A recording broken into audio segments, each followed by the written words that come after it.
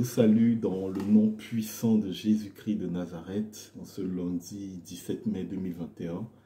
Nous sommes au jour 2 de notre parcours de Cénacle, organisé par la Fraternité Foi et Prière.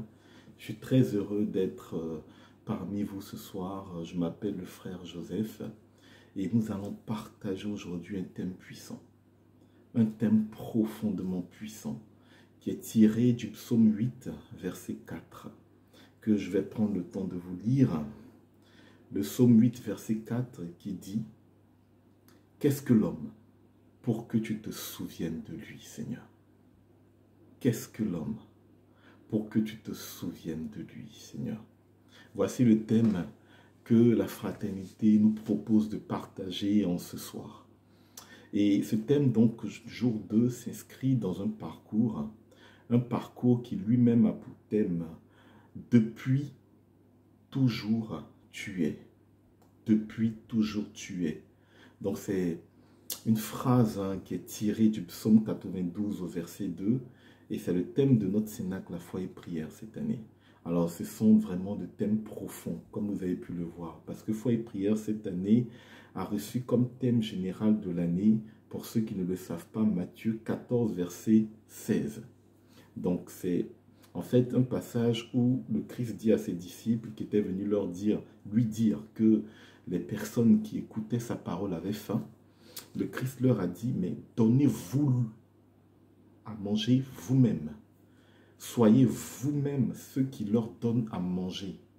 C'est vraiment donc quelque part un appel à la maturité, un appel puissant que le Seigneur fait à ses disciples qui le suivent et que foi et prière a entendu. Donc cette année, vraiment, c'est une année de maturité. C'est une année où on rentre en profondeur, où véritablement on essaie de donner une nourriture spirituelle de qualité. Et le Cénacle est vraiment, au travers des thèmes que je viens de vous exposer, mais vraiment l'instrument où le Seigneur nous donne l'opportunité vraiment d'aller en profondeur et nous allons essayer, par l'aide de l'Esprit Saint, nous allons essayer donc de vous donner une nourriture de qualité tout au long de ce parcours. Qu'est-ce que l'homme pour que tu te souviennes de lui? Amen. Avant d'entrer dans ce temps d'exhortation, ce temps de prédication, avec l'aide de l'Esprit, nous allons prendre un temps de louange, un temps d'adoration, où nous allons invoquer l'Esprit de Dieu. Parce que, bien-aimé de Dieu, je suis incapable de prier, je suis incapable de prêcher. C'est l'Esprit de Dieu qui est en moi, qui m'aide, qui vient à mon secours, pour que je puisse effectuer cet exercice merveilleux avec vous ce soir. Donc nous avons invoqué la présence de l'Esprit. Il viendra nous rejoindre, il viendra fortifier mon âme, il viendra également pénétrer à l'intérieur de moi-même et exprimer ce que de toute éternité le Seigneur a prévu pour nous, pour vous et pour moi ce soir. Alors on va prendre ce chant merveilleux qui demande au Saint-Esprit de descendre parmi nous. Amen. Saint-Esprit, viens, descends. Saint-Esprit, viens et descends. Saint-Esprit, descends. Saint-Esprit, viens et descends. Tu as été promis, consolateur. Tu as été promis, libérateur. Tu as été promis, Esprit de Dieu. Saint-Esprit, viens et descends. Saint-Esprit, descends. Saint-Esprit, viens et descends. Saint-Esprit, descends. descend sur nous ce soir. Saint-Esprit, viens, viens et descend. Oui, Esprit de Dieu, nous avons besoin de toi. Ce soir, nous t'appelons, nous t'invitons au milieu de nous. Tu es celui qui nous a été promis, tu es celui qui a accompli la sainte volonté de Dieu, tu es le doigt de Dieu. Et dans notre vie, tu es celui qui accomplit toutes choses. Tu es celui qui vient nous permettre de comprendre ce que nos oreilles ont entendu. Tu es celui qui vient nous permettre de saisir ce que notre intelligence a cru croire. Mais toi, Seigneur Jésus, toi qui es l'Esprit de Dieu, tu nous donnes l'opportunité de comprendre là où les autres ne comprennent pas. Tu nous donnes l'accomplissement parfait de la volonté de Dieu. Sans toi, nous ne pouvons rien faire. Voilà pourquoi, Esprit de Dieu, ce soir, nous t'appelons au milieu de nous. Viens prendre le contrôle de ce temps. Que ce temps t'est vraiment totalement soumis. Que tu sois celui qui conduise ce temps. Que véritablement ta sainte volonté s'accomplisse. Que je puisse m'effacer. Oui, Esprit de Dieu, permets que je puisse m'effacer. Pour que toi et toi seul, Saint-Esprit de Dieu, tu sois devant et que tu parles et que tu accomplisses la volonté de Dieu. Véritablement, je te proclame dans toutes les dimensions de ce temps, de ce soir. Je voudrais te soumettre l'atmosphère spirituelle. Je voudrais véritablement te soumettre les fondations spirituelles de ma vie. Afin que, Seigneur, toi et toi seul, tu sois au contrôle et que l'atmosphère physique comme spirituelle te soit soumise. Je voudrais proclamer sur toutes les personnes qui écoutent cette prédication ta sainte présence. Que leurs oreilles s'ouvrent pour entendre la vérité. Que dans leur cœur, comme une graine, la bonne sémence puisse être plantée ce soir. Que cette parole ne touche pas des cœurs arides. Que cette parole ne touche pas des cœurs qui n'ont pas reçu l'amour nécessaire pour saisir ta sainte volonté. Que cette parole ne saisisse pas des cœurs rugueux. Que cette parole ne saisisse pas des cœurs qui n'ont pas la profondeur spirituelle parce qu'ils n'ont pas assez de foi. Non, toi-même viens préparer les cœurs. Toi-même viens préparer les cœurs ce soir à entendre ta volonté, à entendre ta parole. Viens pétrir les cœurs les plus endoloris. Les cœurs qui ont été blessés, les cœurs qui sont en douleur, les cœurs qui se sont détournés de toi. Viens toi-même les pétrir. Viens ouvrir ces cœurs pour recevoir ta sainte parole. Que cette parole soit pure, que cette parole soit capable de pénétrer les cœurs les plus endoloris, les plus blessés. Seigneur, là où la peine a pris court, ta parole nous dit que là où la souffrance abonde, ton amour a vocation à surabonder. Donc ce soir, nous te prions, viens saturer l'atmosphère spirituelle, que ce temps se soit totalement concentré et que à l'intérieur de ce temps, on puisse saisir ta parole et que cette parole change nos vies. Ô Esprit de Dieu, c'est ton moment. Véritablement, c'est ton moment. Sois le bienvenu parmi nous. Sois le bienvenu parmi nous. La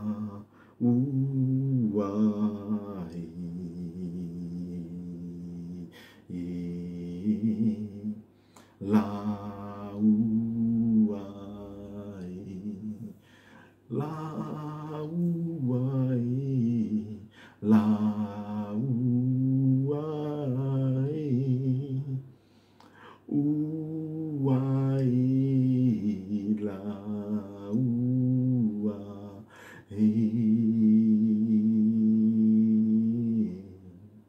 Esprit de Dieu.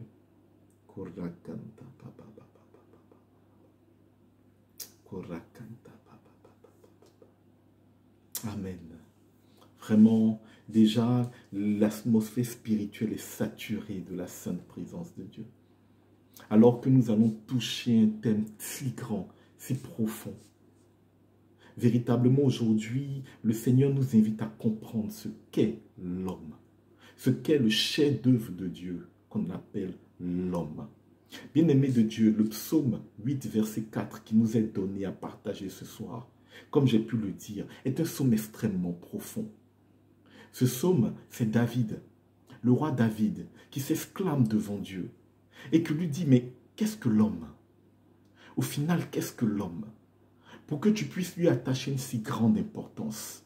Véritablement, Seigneur, dis-nous, révèle-nous le secret.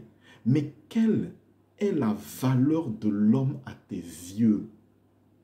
C'est ça en fait. Qu'est-ce que l'homme? Pour que tu en prennes souci, pour que tu t'en souviennes. Bien-aimé de Dieu, voici ce que David a pu dire. Parce que bien-aimé de Dieu, c'est une réalité. C'est une réalité. Le Seigneur accorde une grande importance à l'homme, à sa création. Cette création qui a été façonnée à son image, destinée à vivre à sa ressemblance. Le Seigneur nous accorde une si grande importance qu'il n'a pas hésité. Il n'a pas hésité une seconde pour nous sauver, de sacrifier ce qu'il avait de plus cher, bien-aimé de Dieu. Il n'a pas hésité à donner son Fils, son unique, afin que quiconque croit en lui ne meure jamais, mais ait la vie éternelle. Ô bien-aimé de Dieu, c'est pas si vous mesurez que celui qui nous a façonnés pour nous donner une chance d'accéder au salut, alors que nous-mêmes, nous étions plombés dans le péché, alors que nous-mêmes, nous y avons tourné le dos. Il n'a pas hésité à sacrifier ce qu'il avait de plus cher pour nous donner une chance d'être sauvés, pour que toi et moi, nous ayons une chance d'être sauvés. Donc ça préfigure, ça montre déjà un peu l'importance que le Seigneur accorde à l'homme. Et aujourd'hui, véritablement, nous avons l'opportunité, nous avons la chance ce soir de pouvoir découvrir quelle est la réelle valeur de l'homme aux yeux de Dieu. Bien-aimé de Dieu, je fais partie de ceux qui, lorsque j'assistais à la messe pendant très longtemps, j'entendais très souvent le Seigneur, le Christ, qui se définissait lui-même comme le Fils de l'homme. On peut le voir en Matthieu chapitre 9, verset 6. Le Christ qui lui-même s'est fait appeler le Fils de l'homme. Et je trouvais ça toujours étrange, mais c'est bizarre. Voici le Christ, on sait que c'est l'incarnation. Le Verbe fait chair. Donc pourquoi il se définit comme le Fils de l'homme? Bien-aimé, il avait tellement raison. Il avait tellement raison et on va le voir aujourd'hui. On va le voir aujourd'hui même.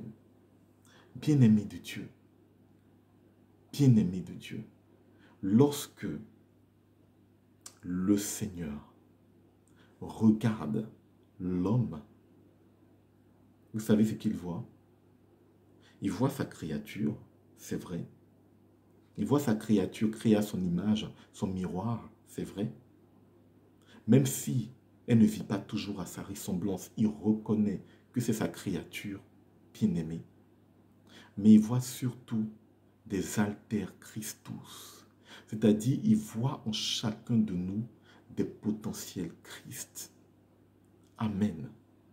Il voit Christ en nous. Il voit ce dont pourquoi il a tout sacrifié en toi et moi. Il voit cette flamme que le Christ est venu déposer sur la terre, comme il le disait. Je suis venu sur la terre pour enflammer le monde et qu'il me tarde de voir cette flamme s'allumer. Bien-aimé de Dieu, il voit cette flamme allumée. C'est ça qu'il voit au nom de Jésus-Christ de Nazareth. C'est ça qu'il voit. Il voit Christ en toi et en moi. Un potentiel Christ pour le siècle dans lequel nous sommes. Mais un potentiel Christ également pour la région dans laquelle nous vivons. Un potentiel Christ pour la famille dans laquelle tu vis. Un potentiel Christ pour la génération dans laquelle tu vis. Il aspire à ce que nous vivions à sa ressemblance véritablement, comme le Christ a vécu. Le Verbe fait chair. Bien-aimé, c'est magnifique, c'est beau, c'est tellement beau. Et voici ce que le Christ voit. Voici ce que le Seigneur voit lorsqu'il te voit, toi et moi. Et je vais te le prouver. Je vais te le prouver, bien-aimé. Vous savez, nous appartenons à une église qui est riche, extrêmement riche, qui a 2000 ans de vie. Donc lorsque nous touchons à des thèmes si profonds, nous devons aller rechercher dans la parole de Dieu, mais nous devons aller rechercher également dans la tradition de notre Église pour pénétrer l'amplitude du mystère. Et oui, bien-aimés de Dieu, on va remonter dans l'histoire pour comprendre véritablement pourquoi le Seigneur nous voit comme Alter Christos, comme des Christ potentiels. On va remonter dans l'histoire. Je nous invite à repartir au 5e siècle, précisément en l'an 451. Parce que, bien-aimé de Dieu, il y a quelque chose de très important qui s'est passé en l'an 451 que j'aimerais qu'aujourd'hui tu saches si tu ne le savais pas. En l'an 451, il y a eu ce qu'on a appelé le concile de Chalcédoine. Le concile de Chalcédoine. C'est quoi un concile? Le concile, c'est une réunion de tous les évêques autour du chef de l'Église. Vous avez sûrement entendu parler du concile Vatican II. Mais avant le concile Vatican II, il y a eu beaucoup de conciles. Et parmi les premiers siècles, justement, le 4e des conciles est un concile qui a eu lieu donc, dans le pourtour méditerranéen, dans ce qu'on appelle aujourd'hui la ville d'Istanbul. Chalcédoine, c'est aujourd'hui dans ce qu'on appelle la partie asiatique de la ville d'Istanbul. Il faut savoir que Istanbul est traversée, Istanbul, la capitale de la Turquie, est traversée par un fleuve, le Bosphore, ce qui fait qu'il y a ce qu'on appelle la partie orientale, la partie asiatique et la partie européenne. Et cette ville-là, Chalcédoine, était au 5e siècle, à cet endroit-là précisément. Et il y a eu dans cet endroit-là un concile extraordinaire qu'on appelait le concile de Chalcédoine. Et ce concile-là a pris une position dogmatique extrêmement importante pour comprendre la place de l'homme dans le projet de Dieu, pour comprendre le regard que Dieu pose sur l'homme. Ce concile a dit que Jésus-Christ est vrai homme et vrai Dieu. Amen. Jésus-Christ, notre Sauveur, est vrai homme et vrai Dieu. Qu'est-ce que ça veut dire? Ça veut dire que Jésus-Christ n'est pas un demi-dieu. Ça veut dire que Jésus-Christ n'est pas simplement un homme. Ça veut dire que Jésus-Christ est entièrement un homme. D'ailleurs, comme le dit la parole, il a été crucifié dans sa chair, il a eu mal, il a souffert, son sang a coulé, il a été martyrisé. Mais il est également vrai Dieu. Il est Dieu dans toute sa splendeur, c'est le Verbe incarné, le Verbe fait chair. Alors, réfléchissons un peu. Si Jésus-Christ est vrai homme, ça veut dire que l'homme peut être également à l'image du Christ. Si Jésus-Christ est vrai homme, ça veut dire que toi et moi, nous pouvons le prendre en exemple et vivre à sa suite. Ça veut dire que toi et moi, nous avons l'opportunité de faire ce que Jésus-Christ a fait et comme il a si bien dit, de faire même au-delà. Ça veut dire que toi et moi, si nous en prenons conscience, si nous sommes informés et formés, comme le dit le Seigneur, mon peuple meurt par manque de connaissances. Si nous étions informés et formés, nous prenions conscience que notre pèlerinage terrestre, que le temps que Dieu nous a donné pour vivre sur cette terre, nous qui sommes des citoyens du royaume, mais qui vivons dans ce monde, alors que nous ne sommes pas de ce monde, pendant notre vie terrestre, nous avons l'opportunité de vivre à l'image du Christ. Et c'est ça qui plaît au cœur de Dieu. Et c'est ça que Dieu recherche lorsqu'il recherche l'homme. Je vais vous le prouver, oui. Nous sommes capax Dei. Amen. C'est-à-dire que nous sommes capables, bien-aimés de Dieu, de connaître Dieu, de l'accueillir et d'accueillir le don qu'il fait de lui-même. Amen. Nous sommes capables de connaître Dieu, de l'accueillir et d'accueillir le don qu'il fait de lui-même au nom de Jésus-Christ de Nazareth. C'est ça que ça veut dire capax Dei. Bien-aimé de Dieu. Alors, si nous sommes capables Dei, si nous sommes capables de Dieu, je vous dis, nous pouvons être dans notre vie de tous les jours à l'image parfaite du Christ, la stature parfaite de Dieu. Et je vais vous le prouver. Oh, qu'est-ce que l'homme pour que tu te souviennes de lui? Le Fils de l'homme pour que tu en prennes souci. Bien-aimé de Dieu, je vais vous le prouver. D'abord, sachez, et je l'affirme dans la foi, qu'à l'image de Jésus-Christ, l'homme est capable de vivre une vie nouvelle, loin du péché, afin de plaire à Dieu.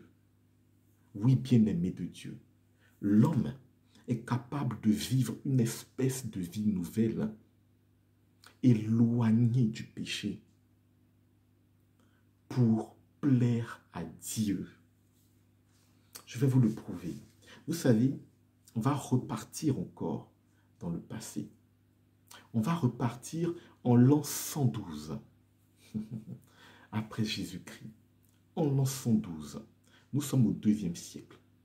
Dans l'an 112, la région qu'on appelle aujourd'hui encore la Palestine, et sur lequel est établi l'État hébreu, l'État d'Israël, en l'an 112 étant encore sous domination romaine. Et donc, c'était la loi romaine qui s'appliquait sur ces territoires. Amen. Donc, les Romains envoyaient des administrateurs. Et en l'an 112, l'empereur romain de l'époque qui s'appelait Trajan, Gaius Trajanus, a envoyé un légat. Un légat, c'est-à-dire un juriste, le responsable du pouvoir judiciaire. Et ce légat-là s'appelait Pline le Jeune. Pline le Jeune, c'est vraiment un noble au sens romain. C'est-à-dire qu'il appartenait à une grande famille. Il y a eu Pline l'Ancien, qui était un sénateur. Et Pline le Jeune, c'était un juriste pur. Donc, il a été muté dans le territoire de Bithynie, juste à côté de la Palestine, où il devait exercer les fonctions de légat, c'est-à-dire les fonctions de juriste en chef, le représentant du pouvoir judiciaire. Et il arrive dans ce territoire et il constate quelque chose de bizarre. Je vais vous le dire ce qu'il a écrit dans un rapport qu'il a fait à l'empereur romain Trajan. Il écrit, nous sommes en l'an 112. Écoutez bien, en l'an 112, voilà ce qu'il écrit. Il dit, ils s'assemblaient à date fixe avant le lever du jour et chantaient entre eux des hymnes au Christ comme s'ils s'adressaient à un Dieu. Ils s'engageaient par sermon, non à quelque crime, mais à ne commettre ni vol, ni brigandage, ni adultère, et à ne point manquer à leurs paroles, à ne point lier un dépôt réclamé en justice. Amen. C'est-à-dire qu'il est en train de décrire une population, des gens, un groupe de personnes qu'il a rencontré à Bithynie. Et il dit à l'empereur, ces personnes-là s'assemblent, ils se réunissent juste avant le lever du jour. À date fixe, on sait aujourd'hui que c'était le dimanche, le jour du sabbat. À date fixe, il y a un groupe de personnes dans ton empire, empereur Trajan, sache-le, à date fixe, ils se réunissent un peu avant l'aube.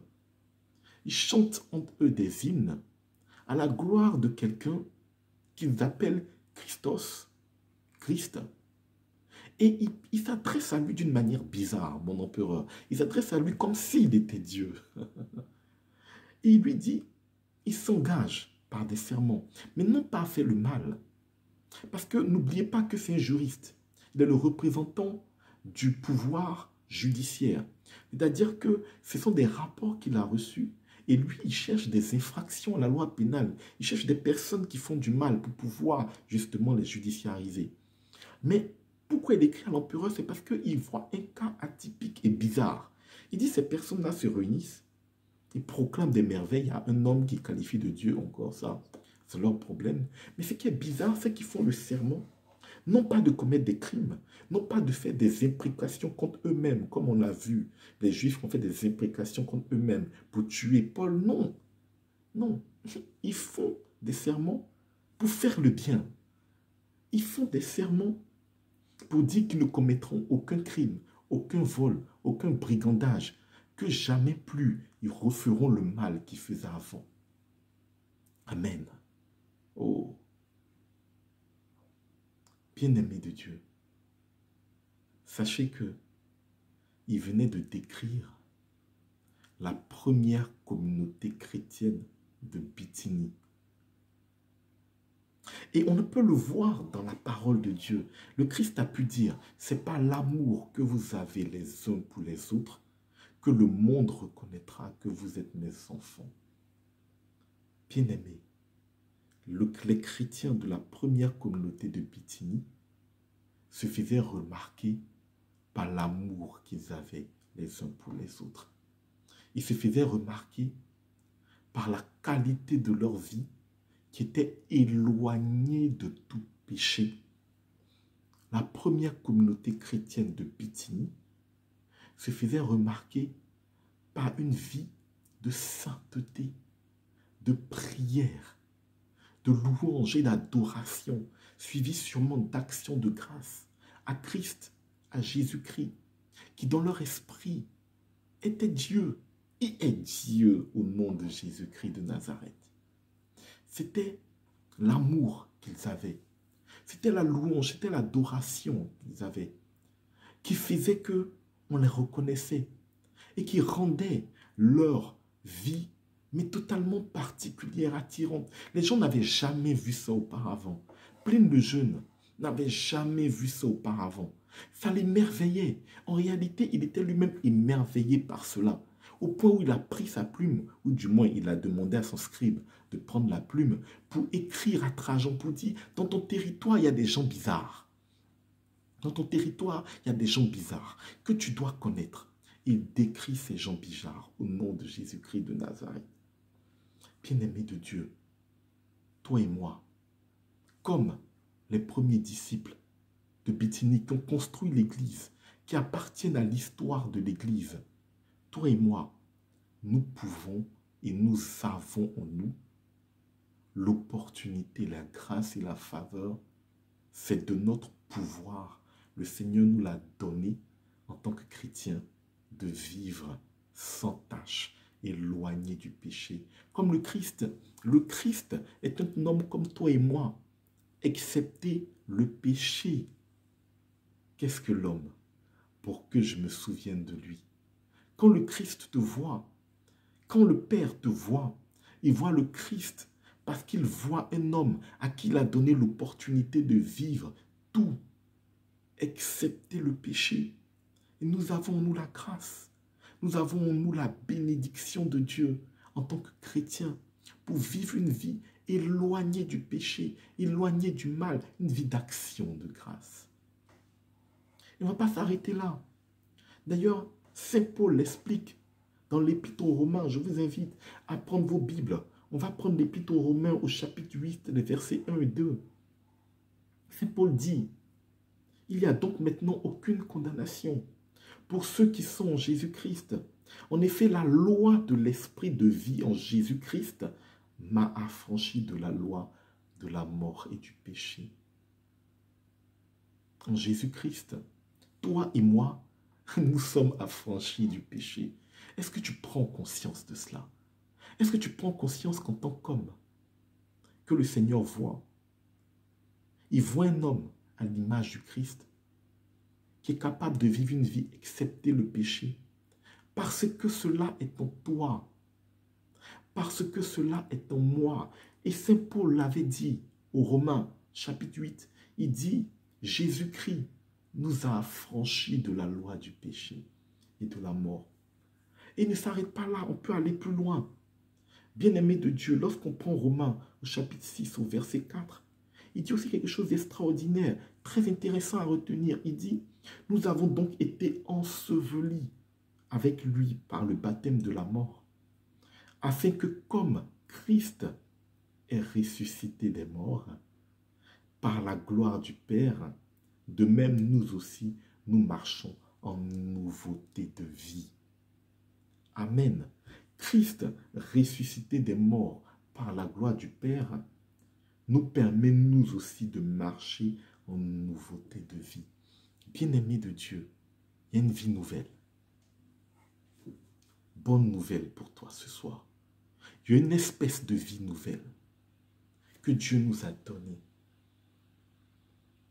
Cette vie est une vie qui ne finit pas.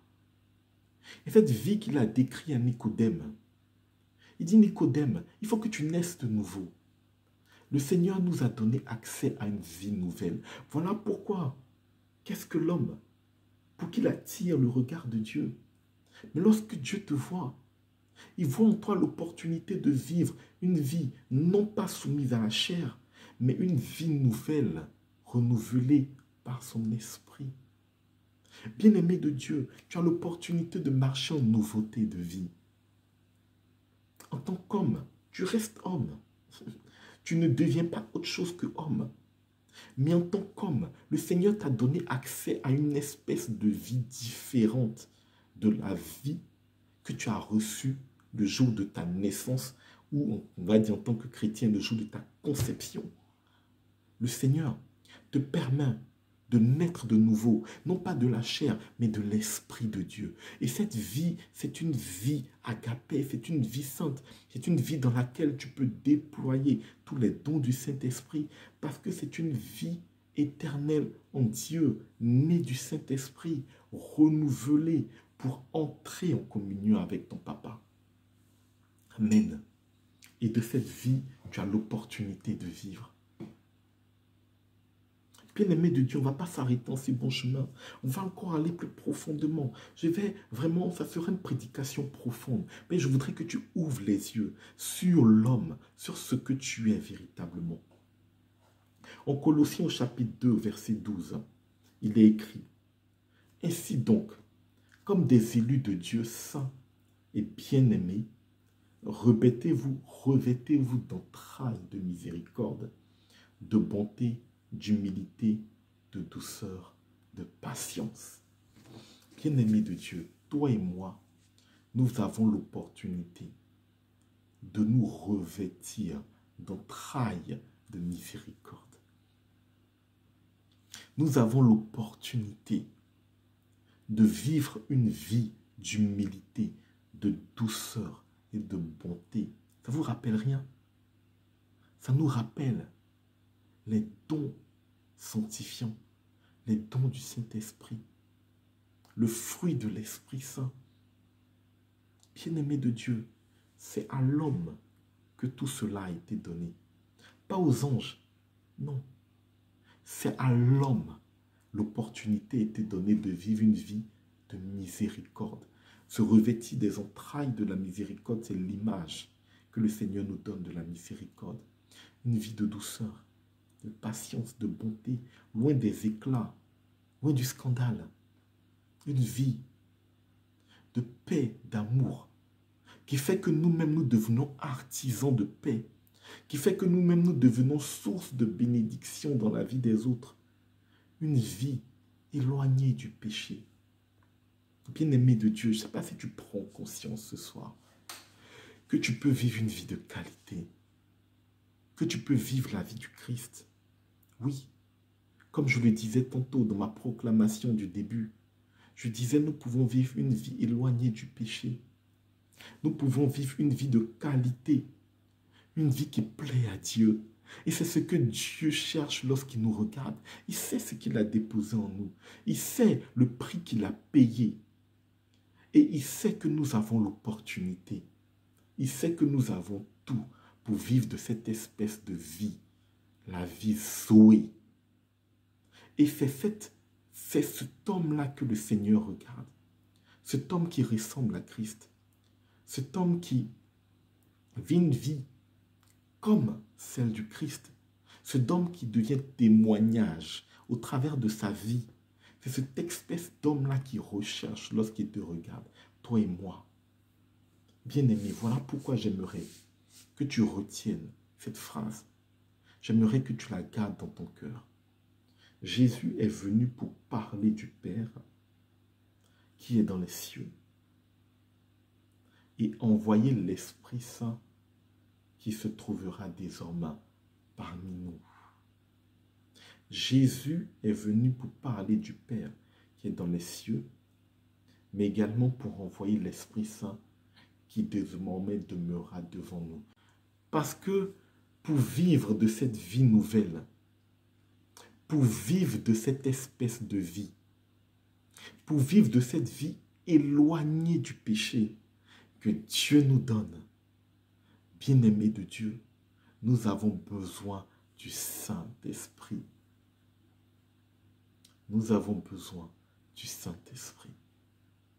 En fait, pour pouvoir plaire à Dieu, pour pouvoir ressembler à Jésus-Christ, pour que l'homme retrouve la statue parfaite, pour que l'homme retrouve la dignité originelle, il a besoin du Saint-Esprit de Dieu. Voilà pourquoi je proclame également ce soir devant toi, bien-aimé de Dieu, qu'à l'image de Jésus-Christ, l'homme est capable de recevoir le Saint-Esprit et devenir fils de Dieu. Amen. À l'image de Jésus-Christ, l'homme est capable de recevoir le Saint-Esprit et de devenir fils de Dieu. Est-ce que tu entends? Oui, je parle de l'homme. L'homme, toi et moi, et les femmes également, l'homme grand H, hommes et femmes, toi et moi. Nous avons la capacité de recevoir l'Esprit divin, ce qui nous permettra de vivre à l'image de Christ. Mais nous avons la capacité aussi de vivre et d'être fils de Dieu. Car, comme le dit la parole, tous ceux qui ont reçu l'Esprit de Dieu sont devenus fils de Dieu. Je vous ai dit au départ que ce qui attire l'œil de Dieu, que ce que le Seigneur regarde lorsqu'il te regarde et lorsqu'il nous regarde, c'est Christ qui vit en nous. Et bien, pour que Christ puisse vivre en nous, pour que nous puissions devenir alter Christus, nous avons besoin et nous sommes capables de recevoir et de vivre avec l'Esprit de Dieu. Et donc, vivre en enfant de Dieu. Je vais également vous le prouver. Vous pouvez le voir dans le livre de Galates, donc l'épître aux Galates, chapitre 3, verset 6, à partir du verset 5 et 6.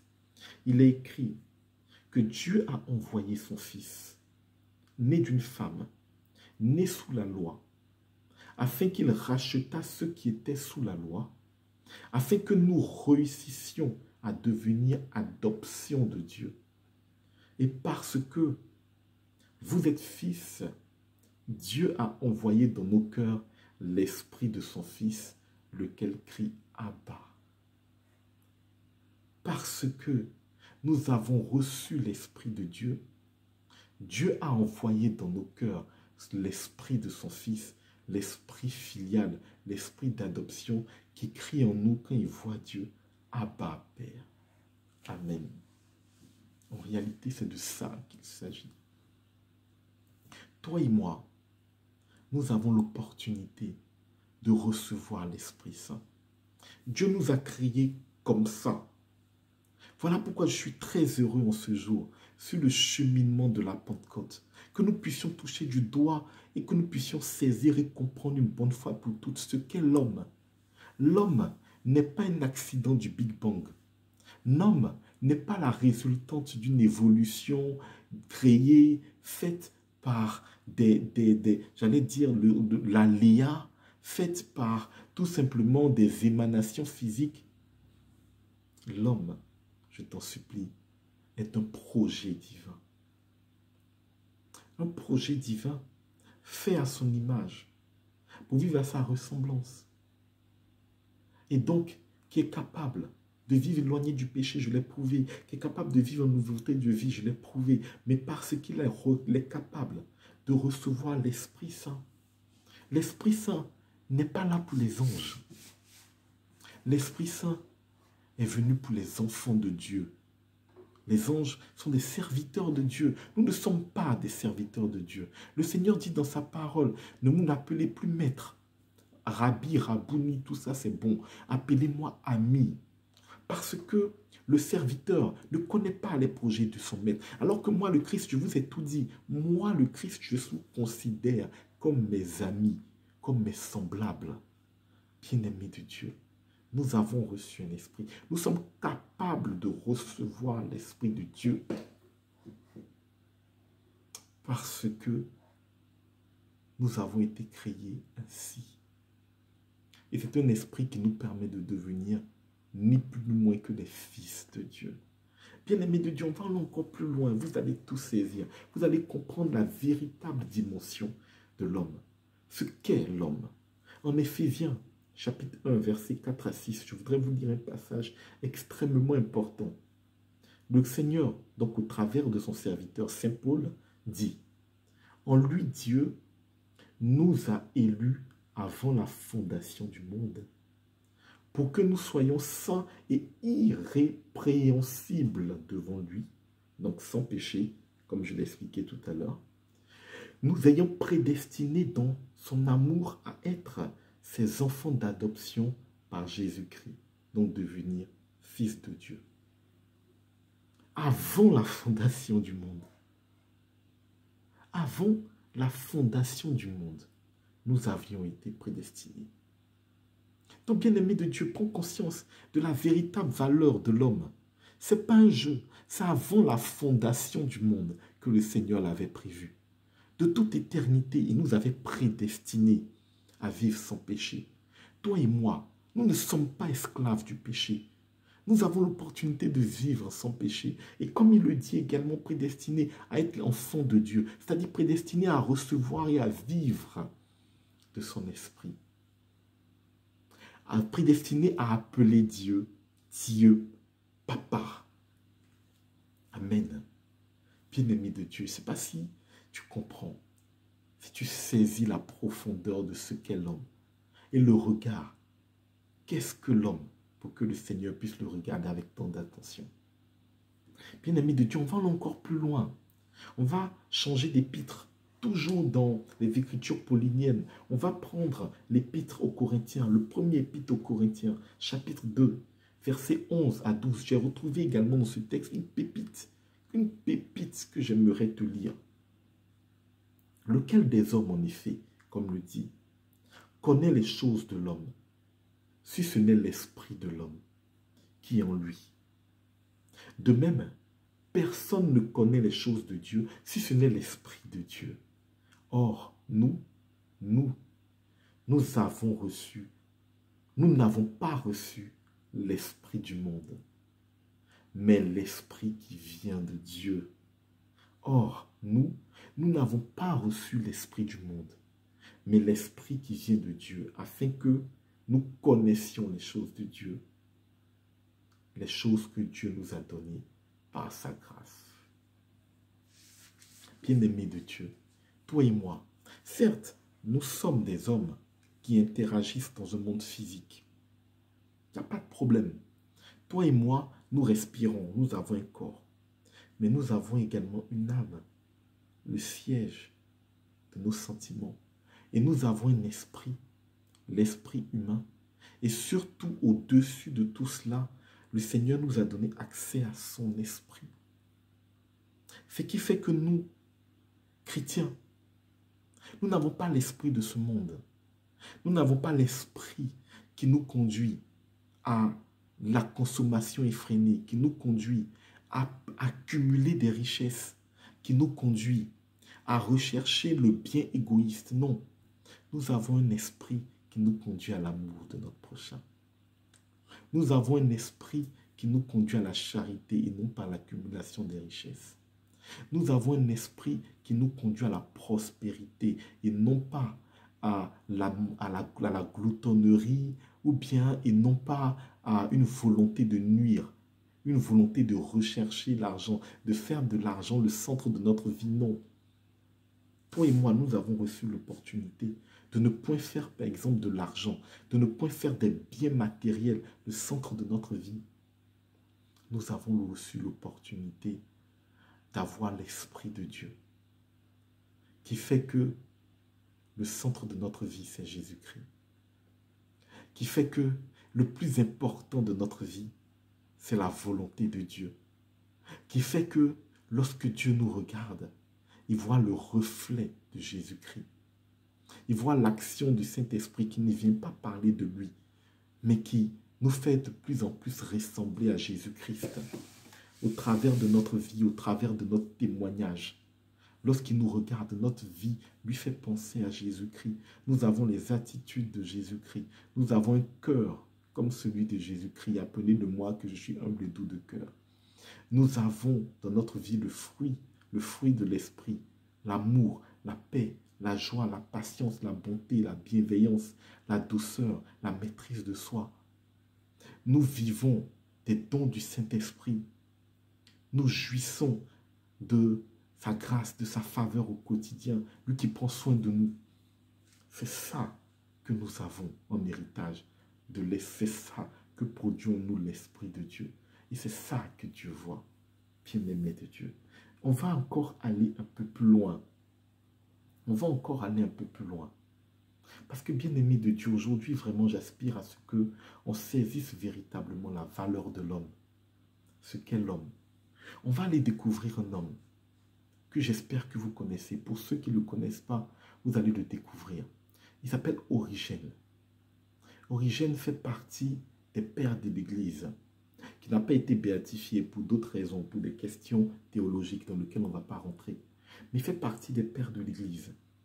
Origène a vécu à Alexandrie, donc en Égypte, entre l'an 185 et 253. Donc, c'est quelqu'un qui est né dans le 2e siècle, mais qui a vécu dans le 3e siècle. Il fait partie donc de ces premiers chrétiens également, de ceux qui ont fondé l'Église de Jésus-Christ. Et il dit quelque chose de profond que tous les chrétiens catholiques doivent savoir. Bien-aimé de Dieu, j'aimerais te lire ce qu'il a dit, Origène. Il dit, avec Jésus, la nature divine et la nature humaine. Avec Jésus, la nature divine et la nature humaine ont commencé à s'entrelacer, afin que la nature humaine participe à la nature divine, soit divinisée, non dans Jésus seul, mais encore en tous ceux qui, avec la foi, adoptent le genre de vie que Jésus a enseigné et qui élève à l'amitié pour Dieu et à la communion avec lui quiconque vit suivant les préceptes de Dieu. Amen. Waouh, c'est tellement profond. Vraiment, il y a vraiment des personnes qui ont été tellement touchées. Origène, par exemple, quand Dieu le voyait, mais il voyait Christ.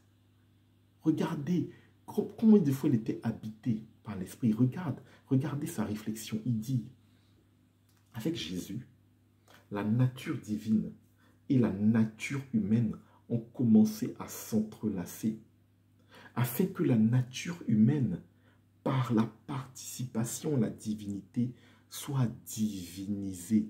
Toi et moi, notre nature est capable d'être divinisée en Jésus-Christ. Non uniquement dans Jésus seul, vous savez, ce n'est pas uniquement exclusivement une affaire de Jésus, mais également et encore en tous ceux qui, avec la foi, adoptent le genre de vie que Jésus a enseigné. C'est-à-dire, si toi et moi, nous décidons de commencer à ressembler à Jésus-Christ, en ce que Dieu nous permet de goûter à la vie divine, en ce que Dieu nous permet de goûter à cette vie divine, bien-aimé de Dieu. Voilà le message que je voudrais te donner ce soir. Alors, bien-aimé, si nous avons la capacité de vivre éloigné du péché, on sait que déjà ça plaît à Dieu. Si nous avons la capacité de recevoir l'Esprit de Dieu et de vivre selon les préceptes de Dieu et de devenir enfant de Dieu parce que, ayant reçu l'Esprit de Dieu, nous vivons de la vie divine. Nous devenons de nouvelles personnes. Nous devenons et nous vivons alter Christus. Nous devenons aux yeux de Dieu un autre Christ.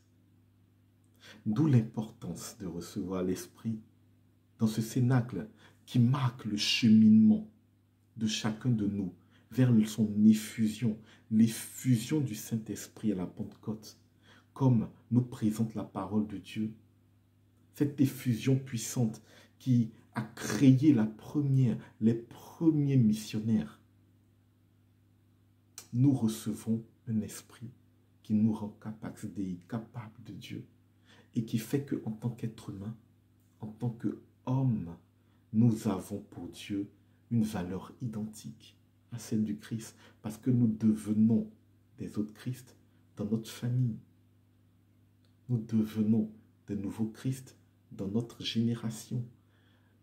Nous devenons des nouveaux Christ pour notre siècle dans nos entreprises. Donc, bien-aimé de Dieu, j'ai une question à te poser en conséquence. Maintenant que tu prends conscience de la véritable valeur de l'homme, maintenant que tu prends conscience de qui est l'homme véritablement, et que tu as capacité de recevoir l'Esprit de Dieu, qu'est-ce que tu vas faire lorsque tu vas recevoir cet Esprit le jour de la Pentecôte? Qu'est-ce que tu vas faire avec cet Esprit de Dieu? Vraiment, je tiens à le dire, je tiens à te le demander, parce que chaque année, nous recevons l'Esprit de Dieu à la Pentecôte. Mais nous revenons parfois à nos vomissures. Et cette année, je souhaite que personne ne revienne à ces vomissures. Voilà pourquoi je pose cette question un peu provocante.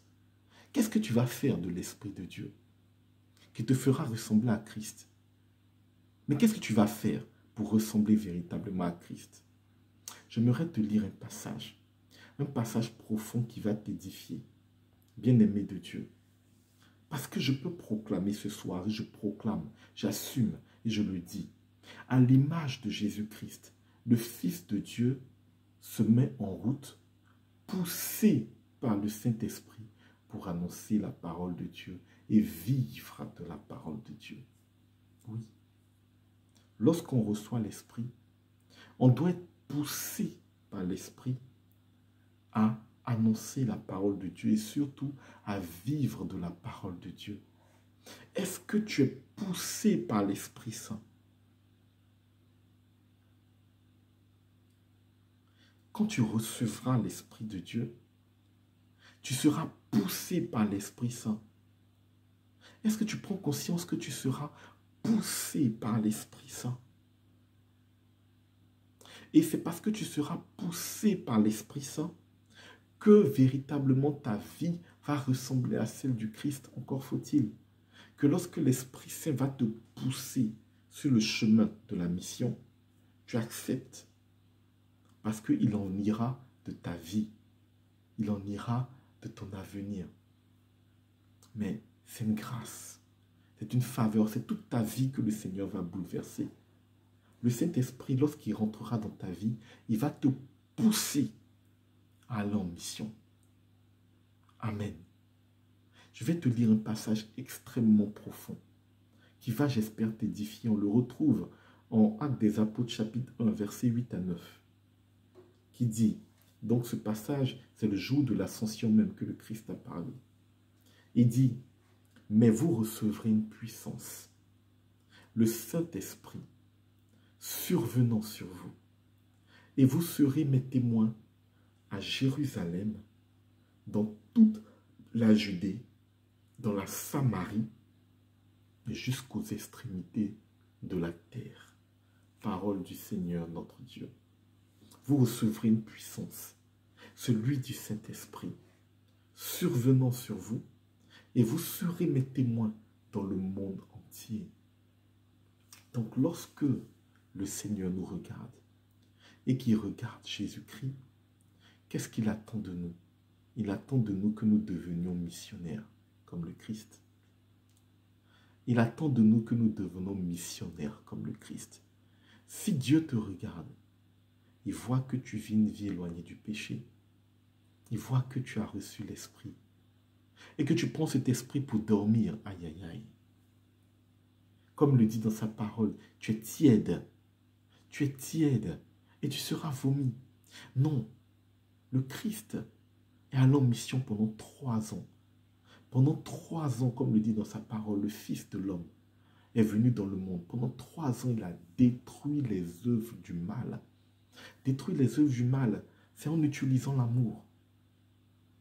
Il a dit à une prostituée, lève-toi, personne ne t'a condamné. Il a utilisé l'amour, il a utilisé la foi. Il a dit, mais si tu crois, tu seras sauvé. Il a dit, va et ne pêche plus. Il a pardonné les péchés, il a utilisé la paix, l'amour, la joie. Il a utilisé la bonté. Il a utilisé des choses qu'il nous a données au travers du fruit de son esprit. Donc, lorsque nous recevons cet esprit, nous également, nous devons, au travers de notre vie, gagner des âmes au royaume de Dieu. Nous devons, au travers de notre témoignage de vie, permettre aux autres de voir leurs péchés pardonnés. Parce que nous vivons une qualité de vie qui nous pousse à l'amour, qui nous pousse à la sainteté, qui nous pousse à l'adoration, à la méditation, qui nous pousse à vivre en communion avec Dieu. Ceux qui nous entourent d'avoir en nous la lumière qui leur permet de trouver une sortie, de trouver un échappatoire à la vie dans laquelle ils mènent, de voir en nous le salut et de marcher à la suite du Christ parce que nous sommes devenus des exemples pour ces personnes. Amen. L'Esprit de Dieu nous pousse à cela. L'Esprit de Dieu va nous pousser à poser des actes de foi. L'Esprit de Dieu va nous pousser à poser des actes de charité, des actes qui sont capables de transformer la vie de notre semblable. L'Esprit de Dieu va nous pousser à poser des actes qui sont capables de bouleverser la vie de nos prochains pour qu'ils voient en nous l'opportunité et la chance de rencontrer dans leur vie Jésus-Christ comme nous l'avons rencontré. Bien-aimés de Dieu, véritablement, je vous le dis, comme Étienne, nous devons être capables d'annoncer la parole de Dieu avec fermeté, audace. Annoncer la parole de Dieu, comme je vous le dis, c'est vivre également de la parole de Dieu. Comme Étienne, nous devons être capables de vivre de la parole de Dieu, d'annoncer Dieu, mais au travers de notre vie. Ne pas forcément se mettre au carrefour. C'est une espèce de proclamation de la parole, mais qui n'est pas forcément efficace, surtout en ces temps. Non, c'est que nous soyons nous-mêmes au travers de nos choix de vie, au travers des décisions que nous prenions, que nous soyons nous-mêmes témoignages de Jésus-Christ. Comme Étienne, qui a témoigné par sa vie, jusqu'à la mort par lapidation. On dit, lorsqu'il mourait, son visage était transcendé, il ressemblait à un ange. Des personnes ont vu ce visage, et c'est parce qu'ils ont vu ce visage transcendé qu'ils ont été eux-mêmes sauvés. Il y a des personnes qui ont vu le martyre d'Étienne et qui ont été convaincus dans leur cœur que Étienne n'a accepté de mourir parce qu'il avait rencontré le véritable Dieu. Amen. Nous devons être comme Paul, capables de toujours revenir sur le chemin de nos misères. Nous devons être capables de revenir sur le chemin de nos misères pour nous diriger vers l'admirable lumière. Comme Paul. Oui, Paul sur le chemin de Damas. Le Seigneur a demandé à Dieu, a demandé à Paul, mais jusqu'à quand tu vas me persécuter? Jusqu'à quand tu vas régimber sur les aiguillons? C'est-à-dire, jusqu'à quand tu vas vraiment aller dans le mur sans solution? Jusqu'à quand tu vas persécuter ton Créateur? Bien-aimés de Dieu, nous devons être capables de nous poser les mêmes questions. Jusqu'à quand nous allons encore faire ce péché? Jusqu'à quand nous allons encore faire ce péché qui nous empêche d'avancer? Voilà le genre de questions que nous devons nous poser si nous voulons ressembler à Christ. Jusqu'à quand je vais continuer à commettre ce péché?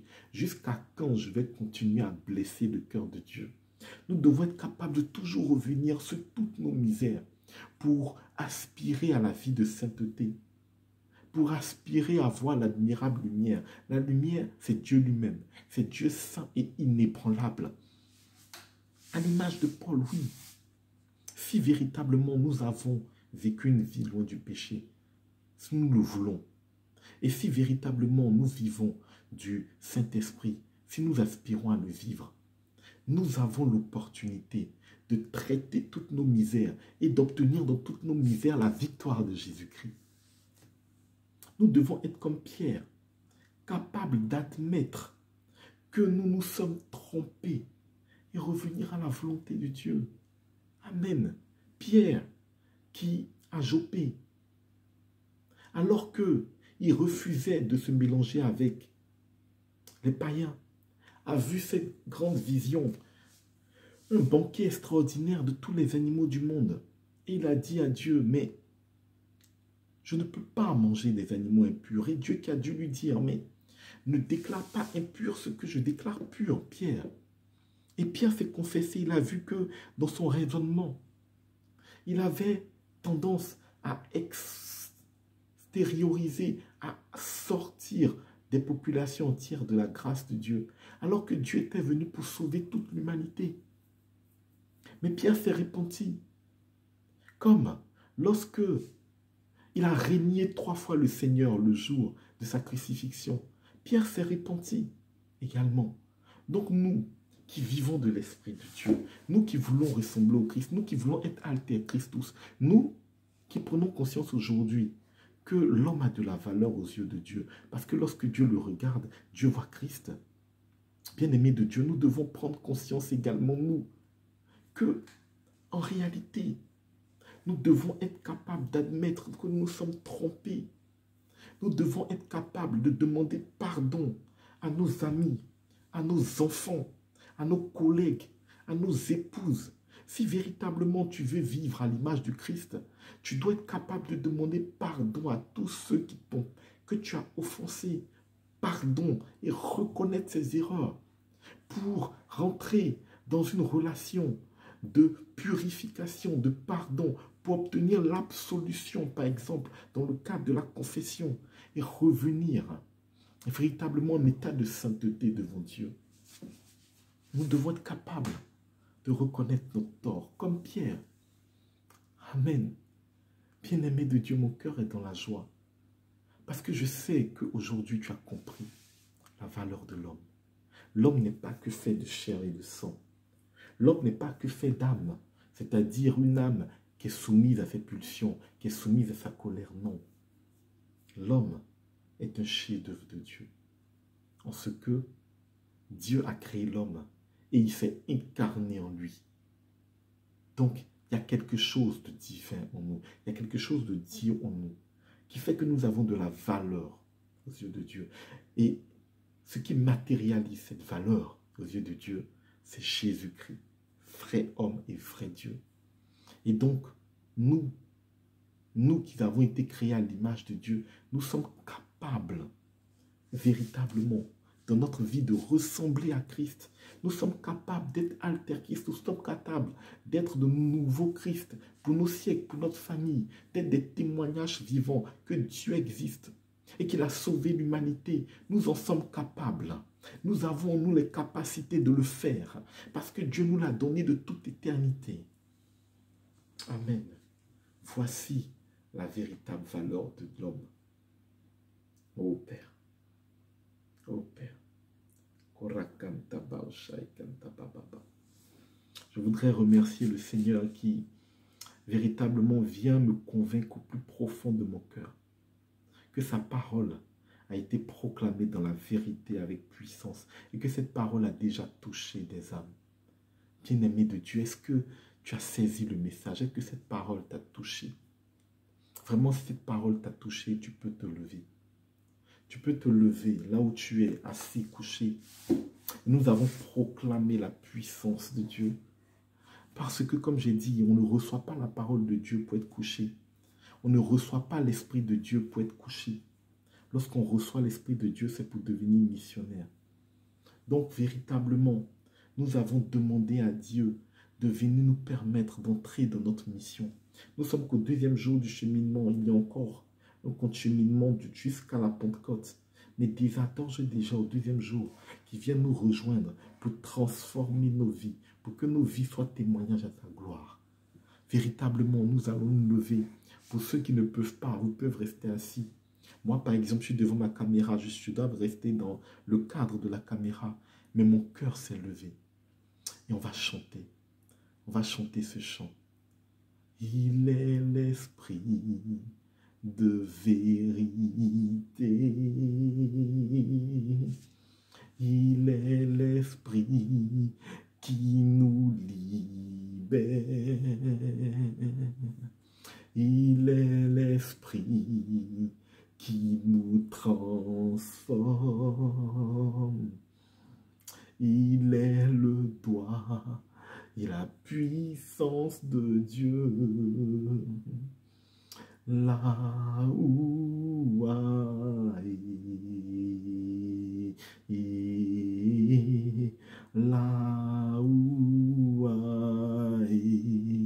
là où là où là où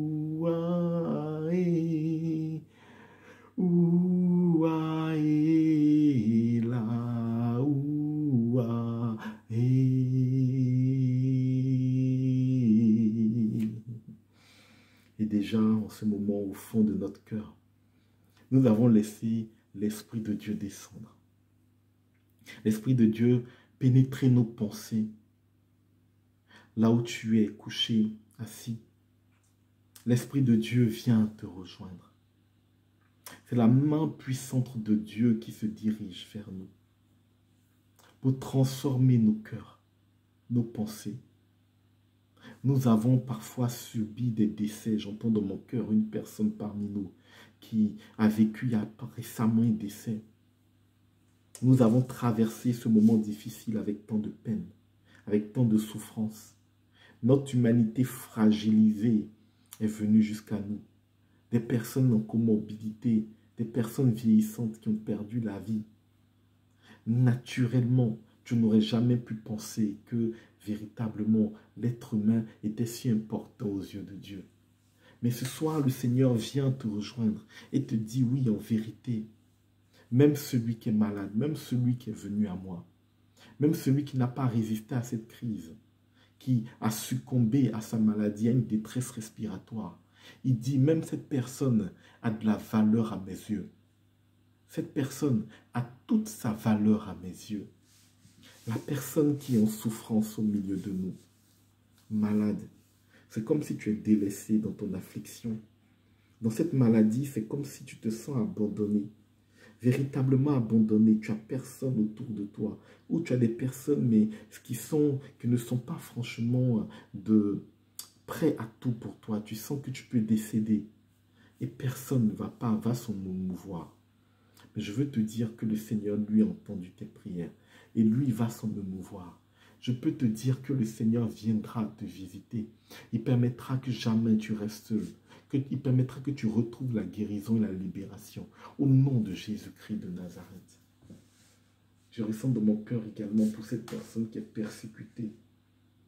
De manière totalement grave, gravissime, qui est persécutée dans sa vie professionnelle. Pour lui, la vie humaine également était limitée. Il ne pouvait pas savoir qu'il avait accès et il avait une telle importance aux yeux de Dieu. Mais le Seigneur te dit ce soir que tu as de l'importance à mes yeux, que ta vie n'est pas un accident, que ta vie est mon projet, que ces épreuves sont faites pour ta gloire, oh Dieu. Nous te bénissons et nous te rendons toute la gloire, Papa, pour cela. Oh, Korakantaba Shaika Bababa. Korakantahat an Abao Shaikon Taha. Et